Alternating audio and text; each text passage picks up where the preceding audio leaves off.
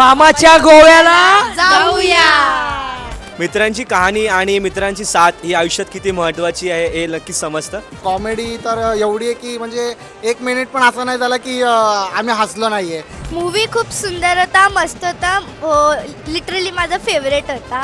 खूप भारी होता, जबरदस्त हसून हसून पोट दुखून आलं. मी स्ट्रगलर सालाचा आधीपासूनच फॅन आहे, म्हणून मुळात पिक्चर बघायला मी अगदी कधीपासून उत्सुक होतो. तुम्हाला सांगायला आनंद वाटतो की 2दा पाहिला मी. पहिलं माझ्या फॅमिलीबरोबर आणि आता मित्रांबरोबर. फुल टू कॉमेडी देखने लायक है फैमिली के साथ.